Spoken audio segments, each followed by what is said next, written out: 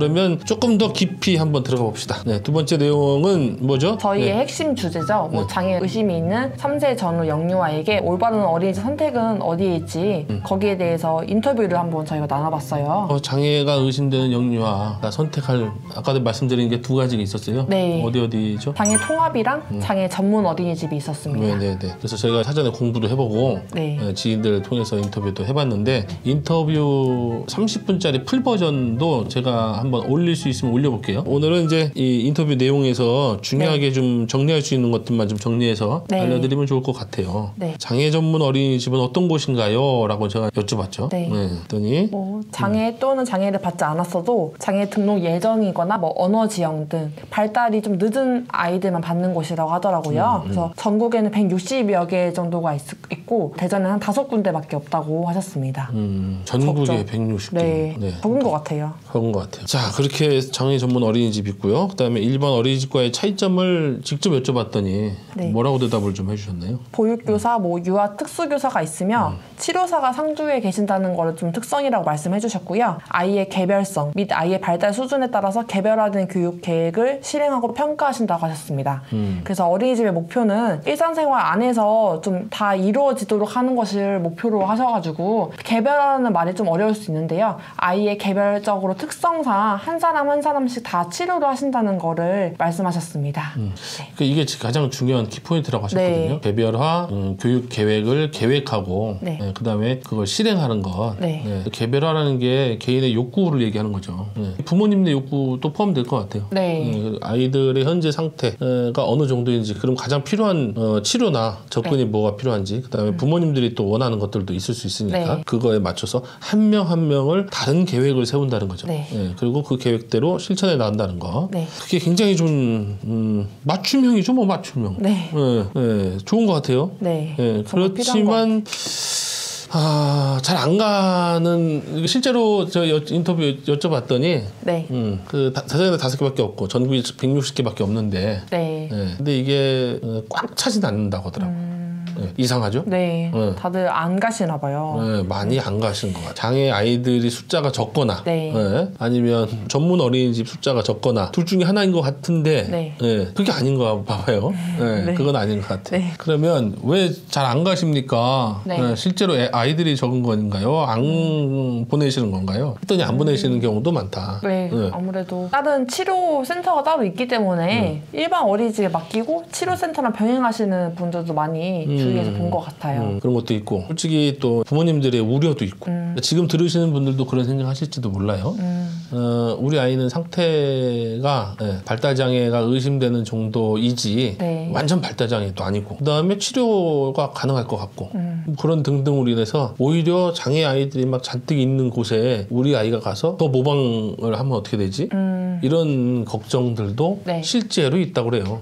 그런데 모방은 선생님이 직접 얘기하신 거예요. 근데 모방은 일반 어린이집에서도 일어날 수 있다. 그러니까 그게 좋은 모방과 나쁜 모방 두 가지가 있을 수 있겠지만 어떻게 맨날 좋은 모방만 합니까? 좋지 않은 모방도 이루어지겠죠. 근데 그거는 그 나이 또래의 자연스러운 현상이거나 그 시기에 겪어야 될 부분이지 장애 아이들이 많이 있다고 해서 뭔가 더 나쁜 것을 막 모방한다든가 이런 건 아니다. 그래서 실제로 내 아이한테 개별화된 맞춤형 교육을 지원해주는 곳을 더 추천한다고 하시더라고요. 좋은 점 뭐 이렇게 또 여쭤봤었죠. 좋은 점은 이어지긴 해요. 앞에 얘기. 특수교사님들이 많이 계시기 때문에 성인과의 상호작용을 굉장히 많이 할 수 있어요. 성인과 상호작용. 아이들끼리 상호작용하는 것만큼 또는 그거보다 더 중요한 건 발달장애나 장애가 처음 의심되는 친구들에게는 영유아 시기니까 영유아 시기에서는 오히려 더 중요한 게 성인과의 상호작용이라고 하시더라고요. 이것도 저는 듣고 정말 그렇겠다 생각을 했습니다. 자, 상호작용의 능력을 향상시킬 수 있는 기회가 더 있다. 네네. 자, 다음에 부모님들이 주로 네. 상담하시거나 궁금해하시는 내용 이런 거 여쭤봤어요. 어떤 이제 보통 치료 횟수는 얼만큼 되시냐라고 여쭤보니까 일주일에 한두 번 정도 한다. 그래서 뭔가 일주일에 한두 번이면은 좀 적은 거 아닌가 이렇게 생각하실 수 있으신데 한 사람 한 사람 다 개별적으로 맞춤형 서비스를 지원하기 때문에 많은 치료를 하기는 좀 어렵다고 하시더라고요. 그래서 일주일에 한두 번 정도 실시하신다고 하셨고요. 몇 세 정도의 친구들이 제일 많이 들어오냐라고 여쭤봤었는데 1세에서 2세 친구들이 제일 많이 들어온다. 나이는 별로 중요한 것 같진 않아요. 네, 그 또래 친구들이 많이 들어온다고 하셨습니다. 아이들에 맞춰서 이제 치료가 진행되니까 네. 일주일에 한 번 받아도 되는 친구가 있고 네. 2번 받아야만 되는 친구들도 있고 그 상황에 맞춰서 하게 되고 또 그 기관의 그렇죠. 예, 그 형편 뭐 이런 거에 따라서 다르죠. 치료사 선생님이 또 되게 9명 중에 1명 정도 상주에 계신데 네. 더 계신 경우도 있고 덜 계신 경우도 있고 그렇다고 하더라고요. 네. 거기에 대한 자세한 내용도 인터뷰 내용 좀 보시면 아실 수 있을 것 같아요. 자, 그 다음에 맨 마지막으로 부모님들께 그럼 선생님 좀 조언해 주시면 어떤 거가 있겠습니까? 이렇게 여쭤봤더니 제일 먼저 죄책감을 가지지 말라고 하시더라고요. 근데 그 말을 듣는데 저도 모르게 딱 공감이 됐던 게 누구의 잘못이 아니에요. 부모님의 잘못이 절대 아니신데 항상 미안한 마음을 가지고 계신다고 하시더라고요. 그래서 누구의 잘못도 아니라는 점을 다시 한번 좀 말씀드리고 싶고요. 그리고 그 아이에 대한 일생이 길잖아요. 좀 길게 내다보셨으면 좋겠고 너무 조급해하지 않으셨으면 하는 걸로 말씀해 주셨고요. 선생님과의 상담이 제일 중요한 것 같아요. 어떤 선생님을 만나느냐에 따라 이 아이의 미래가 달라질 수 있기 때문에 충분히 상담을 좀 많이 해보시고 이곳저곳 많이 알아보셔서 맞는 선생님을 좀 찾으셨으면 좋겠고요. 어린이집에서 상담 받으시면서 그 교구 같은 거라고 하죠. 뭐 수업할 때 필요한 물품 같은 것도 교구라고 할 수 있는데요. 교구제. 네, 교구제 같은 거나 뭐 거실에 환경판 같은 거를 많이 계절별로 환경. 꾸미세요. 그런 네. 것도 좀 많이 보시면서 이 선생님의 열정에 대해서 좀 평가를 해보셨으면 좋겠습니다. 엄청나게 한 번에 쭉 네. 해주셨어요. 나도 지금 정리가 안 되는데 힘드네요. 들으신 분들은 정리가 좀 안 될 수 있을 것 같아요. 네. 자, 조언은 벌써 거기서 키워드가 그렇게 나오더라고요. 죄책감 네. 키워드가. 네. 그럴 것 같아요. 네, 그러실 것 같아요. 우리가 장애를 수용하는 단계들이 여러 가지가 있어요. 네. 나중에 우리가 또 알려드릴 수 있으면 좋을 것 같은데 네. 처음에는 막 분노 그래서 어떻게 나한테 이런 일이 이렇게 됐다가 나중에는 이제 상실감도 가고 네. 죄책감으로 갔다가 네. 포기하고 받아들이는 뭐 이런 과정들을 좀 겪게 되는데 죄책감을 가지실 필요는 없죠. 지금 뭐 실제로 장애 우리가 인식 개선 교육 나가게 되면 네. 장애 원인이 뭐냐 이렇게 얘기하잖아요. 네. 장애 원인, 장애 아이를 이렇게 출산하게 된 원인이 남자한테 있냐 여자한테 있냐 이렇게 하면 원인이 없어요. 네. 실제로 완전하게 밝혀지는 원인은 없다. 예방하기 위해서 뭐 약물을 조심하거나 환경을 조심하거나 뭐 이런다지만 요새 노산이 굉장히 많아지고 그다음에 환경도 굉장히 안 좋아지고 네. 무엇보다 스트레스 얼마나 많습니까? 그래서 장애 아이를 출산하게 됐다. 그게 뭐 내가 그 전에 뭔가의 운명적인 잘못이 있었다든가 뭐 그런 거 아니라는 거죠. 그다음에 아까는 이제 팁 같이 얘기해 주신 거 어떤 선생님을 만나느냐. 근데 어떤 원장님 만나도 되게 좋으신 분이고 선생님들 만나서 상담해도 되게 좋으실 것 같고 실제로 다 좋으신 분들일 거예요.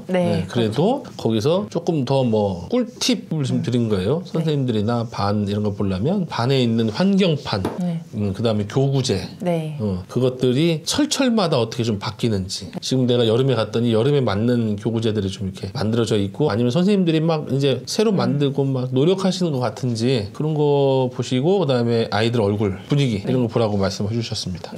되게 좋은 팁 같아요. 여기까지 해서 이제 우리 두 번째 내용을 좀 알아봤네요. 장애가 의심되는 아이들이 선택할 수 있는 어린이집의 올바른 기준 좀 알아봤어요. 저희가 많이 부족할 수 있어요. 그렇죠. 많이 그래서 부족할 댓글 주시면 저는 부족하지만 제가 알고 있는 지인들이 또 있으니까 현장에 계신 분들 콕콕 집어갖고 제가 한번 물어보겠습니다. 그렇게 해서 한번 궁금하신 거 저희가 추가로 더 탐색해드릴게요. 다음 시간 예고해드려야죠? 다음 시간은 이번에는 어린이집에 대해서 이야기 나눠봤는데 다음 시간에는 초등학교 입학과 관련된 이야기를 나눠보려고 합니다. 이제 1월 달이니까 중요합니다. 초등학교 곧 입학입니다. 선택해야 돼요. 장애 아이들이 갈 수 있는 초등학교는 뭐죠? 뭐 일반 학급도 있고 특수 학급 있는 반도 있기 때문에 특수 거기에 대한 학급이나 특수 학교 네. 이렇게 크게는 그렇게 나눠지겠죠. 네, 또 그렇게 또 아니죠. 네. 그 선택하는 것도 굉장히 힘드실 거예요, 아마. 네. 그래서 수박 겉핥기라도 저희가 또 한번 네. 정보는 전해드리겠습니다. 자, 여러분들도 뭐 어색하시고 네. 저희가 많이 부족하겠지만 하다 보면 나아지겠죠, 뭐. 어쨌든 도움이 되셨으면 좋겠고요. 오늘의 결론. 네. 오늘의 결론이죠. 네. 어린이집 종류에 대해서 좀 많이 알아봤는데요. 어린이집 선택이 중요한 게 아니라 아이의 수준이 굉장히 중요하고 아이 수준에 따른 치료를 빨리 하셔서 조기 개입을 빨리 하시라는 점을 좀 말씀드리고 싶어요. 영유아들이 네. 주로 발달 선별 검사를 병원에서 실시를 하잖아요. 네, 근데 네. 그것뿐만이 아니라 뭐 몇 회차밖에 측정이 되어 있지 않기 때문에 따로 뭐 바우처 같은 걸로 지원으로 치료센터에서도 검사 가능하다고 해요. 그래서 2회기 정도는 꼭 필수적으로 받으셔가지고 우리 아이가 어떤 상태인지 좀 확인을 꼭 해보셨으면 좋겠습니다. 네, 영유아 우리 아이에게 필요한 거 뭔가. 네. 그 다음에 필요한 선택지를 네. 고려해 보시는 게 더 좋을 것 같다는 게 오늘의 선생님의 결론이네요. 네, 네. 오늘 결론입니다. 네, 저도 동의합니다. 네. 수고하셨습니다. 수고하셨습니다. 네. 시작. 뭐부터 하기로 했냐? 인사하기로 했지. 날라간다.